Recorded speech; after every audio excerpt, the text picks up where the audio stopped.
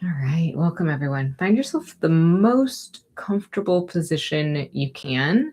So that might mean uncrossing your legs, or it might mean rocking on your hips to find where's the middle, or where do you feel centered. We're going to do some very, very gentle movements, starting with some shoulders and neck stuff, because this is a place where many of us hold tension. And feel free to move kind of organically through this as you bring the shoulders up and back, or back and up. So going in both directions, and it can be one at a time, like a swimming motion, or it can be both together. You might like to hold the tension a little bit and then drop the shoulders down. That can feel really good. Or you might like to move more freely, not necessarily in a specific pose or a prescriptive way.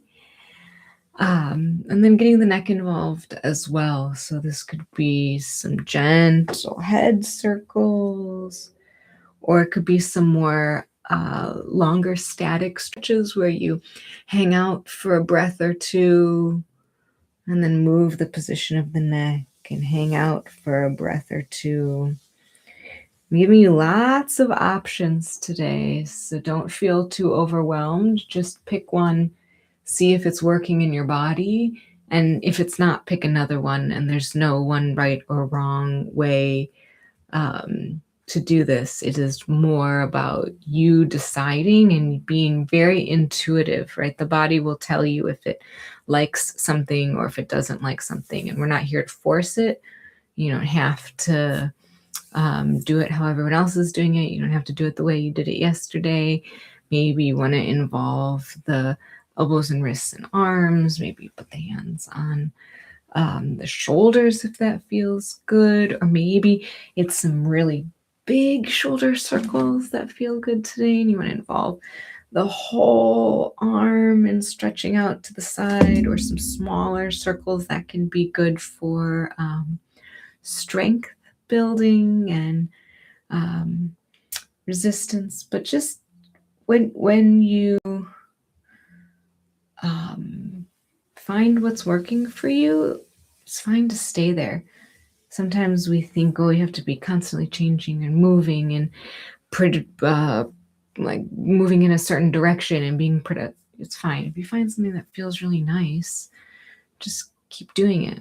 That's fine. It's no worries. And then if there's another type of movement or another part of the body that would feel really good to move, sometimes if the low back is tight, tucking the tailbone and releasing it can feel really good. Or if the middle back is tight, sometimes a twist can be really helpful. But again, ask yourself, what other movements would help me prepare for some stillness? And maybe your body's already saying, yep, I feel pretty good. I can be still. I'm ready to breathe. I'm ready to relax. And sometimes the body has a lot of extra energy, and we can respect that as well and say, okay, we're going to, dispel some of that so that we can more comfortably relax. And then when you feel like you're ready to come to some stillness, you're welcome to put something behind your low back or under your hips if that feels good. Or maybe you're sitting in a chair and putting something under your feet would feel good. Just feather your nest in a way that makes you 1% more comfortable. We can't always be completely comfortable, but we can usually do something to limit our own suffering and to become a tiny bit more comfortable, which is so nice. We have the autonomy, we have the ability to do that. You can close your eyes if that feels good, if that helps you center and go inside. You can lower your gaze, make your eyes go a little fuzzy. It's your choice. And we'll just arrive here in this space. Imagining yourself as a bird or a bug on the ceiling. Where are you? in the room you're in? Where are you in the building that you're in?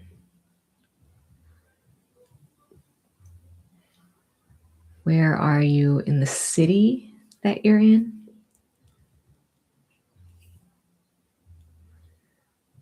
Zooming out to what part of the country are you in?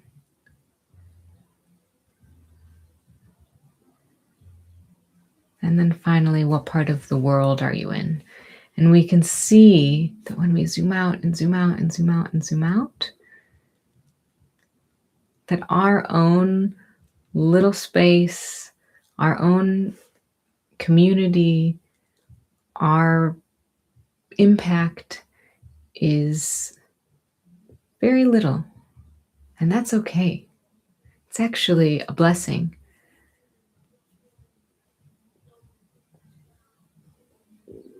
It is nice to know that everything is not life or death. It is not super significant.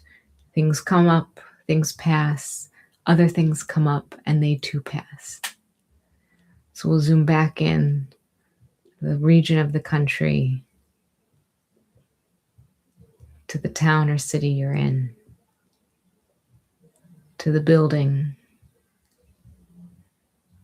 to the room, and then bringing the attention to the upper lip, to the nostrils. And we'll find the breath here.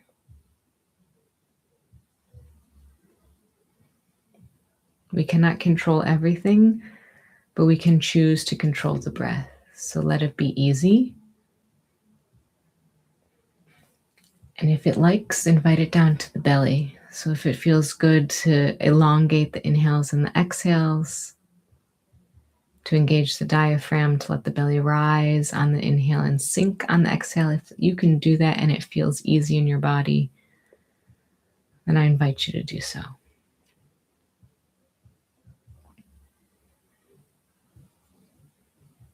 And then I'll invite you to set an intention or to repeat a mantra if you're working with a mantra. And it can be something very simple. It's nice to say things in present tense as if they're already happening.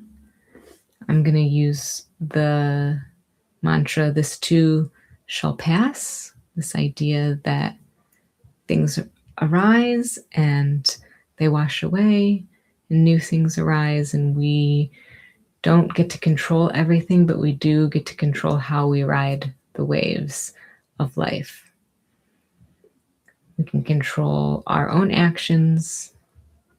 We can influence our own thoughts. And we can do that, partially at least, through breath control. Slowing down the breath can slow down the thoughts.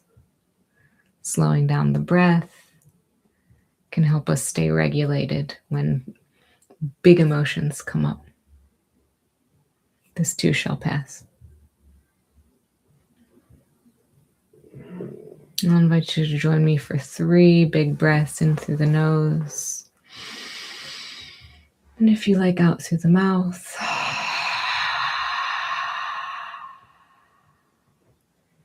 In through the nose. And out through the mouth. And one more like that, filling the belly, filling the lungs. And then letting it all go, exhaling slowly, fully, completely.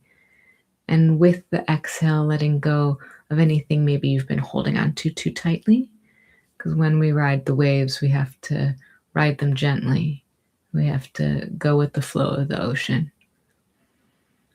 Sometimes that goes in the direction we want, and sometimes we have to tack and the waves are going one way and we'd rather go the other way, but we don't always have the choice.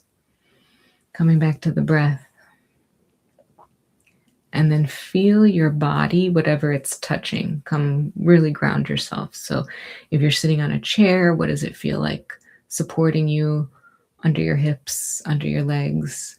If you're sitting on a mat, what part of your body is touching the earth? Where are your hands? They might be on your lap or beside you. Just notice, are they palms up or palms down? Are they open? Are they loose? Or have they become constricted in any way? And can you invite the fingertips to be really gentle, easy, open? This is another place we sometimes secretly store tension, and we don't need to, and we don't always even know we're doing it.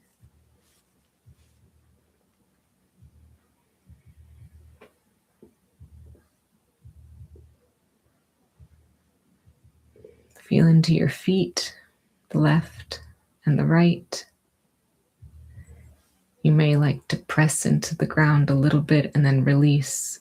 Sometimes that can help really place us in space. You can feel into the feet better, feel into the earth beneath you, and then let the earth do the heavy lifting. Sometimes we want to force things in our life to go at a certain pace or to go a certain way, and we only have a little bit of influence. And again, we can influence our emotions through our breath. We can use the breath to take a moment before we speak or interact, but we don't get to decide how other people respond to us. And that's okay. Join me for some box breathing. This is a really good self-regulation breath.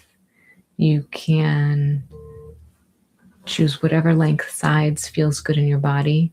I'll start with 4, but feel free to take a smaller breath or a longer breath, whatever feels good. Inhaling, holding the breath at the top, exhaling, and holding the breath out at the bottom. You can go at my pace. In, hold, out,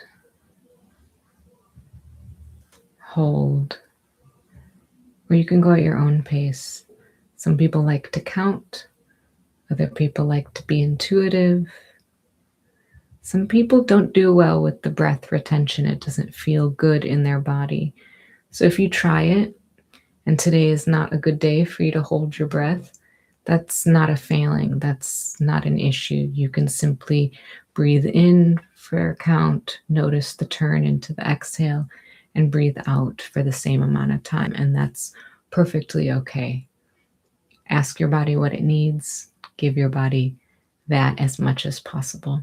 I'll call you back in a couple minutes.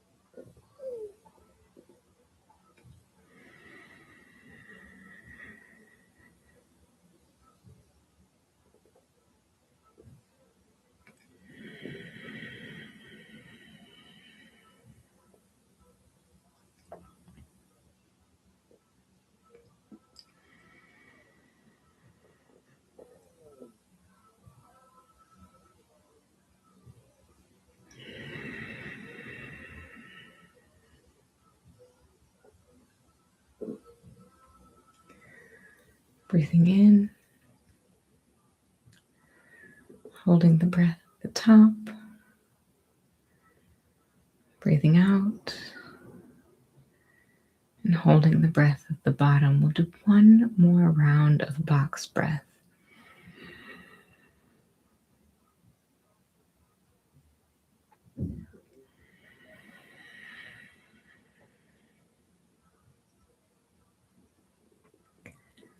There is no rush, but when you finish that round, come back. Feel gravity's effect on your body. Let the breathing return to normal, however your breath wants to breathe. Where can you feel it? Is it more in your chest? Is it more in the belly? There's no right answer.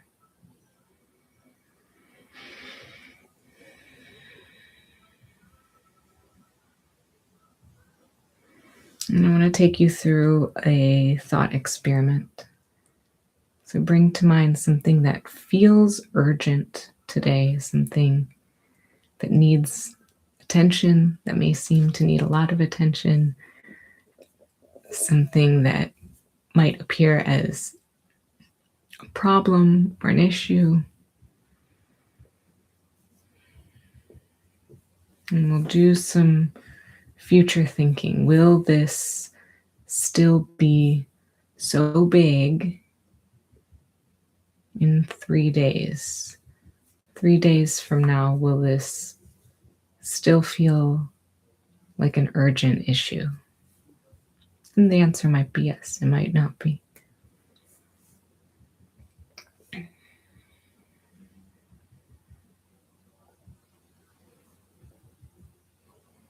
And then thinking forward 3 weeks, will this still be an issue? Will it be old news? Will it have changed or morphed by then?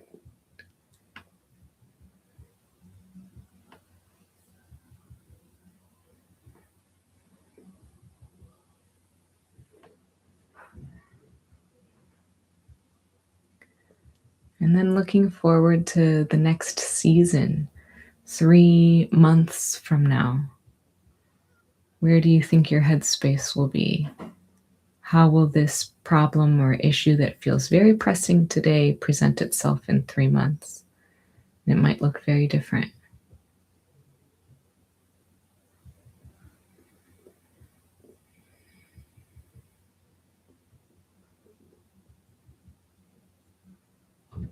And then the real stretch, because no one knows exactly what the future will bring.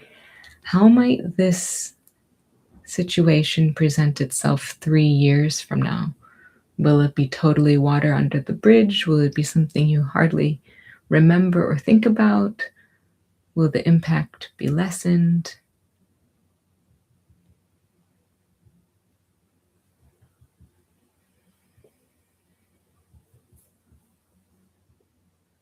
And then can we match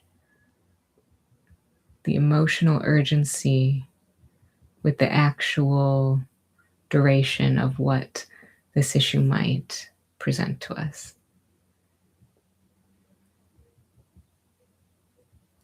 Can we slow the breath? Can we think about a long timeline? Of course, we can only live moment to moment, day to day.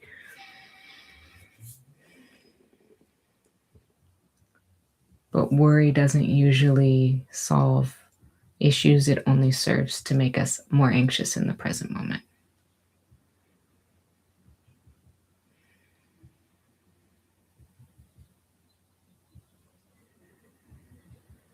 This too shall pass.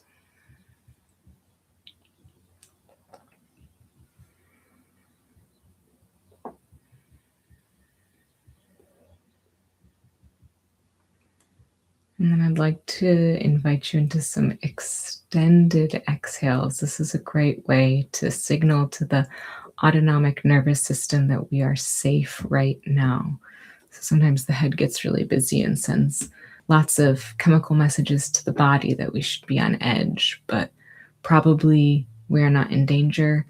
probably it's totally fine to put it on our relaxation response. So inhaling as you will and exhaling for as long as possible, what feels good in your body. So sometimes we can say, oh, as long as possible must mean I need to strive to exhale the longest of anyone. No, we're just exhaling longer than the inhale to help remind our body that we're safe. Feel whatever's touching your body, whatever's beneath you. Let yourself sink in and be even a little more relaxed. Inhaling as you please and extending the exhale. And perhaps with each exhale, you can extend it by another half a second until you reach that edge where you're like, yep, this is it. This is what I've got. And then you can sit with that. Make it easy. Let the belly get involved. On the exhale, pulling the navel a little bit towards the spine. And on the inhale, letting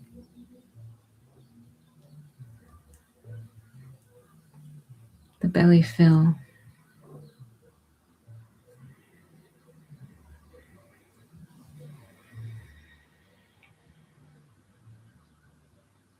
And then the real trick, as always, is taking these techniques outside of a formal sit, of a formal meditation, and using them or remembering that you have all of these tools in your pocket for when stress rears its ugly head in the wider world. You can always zoom out.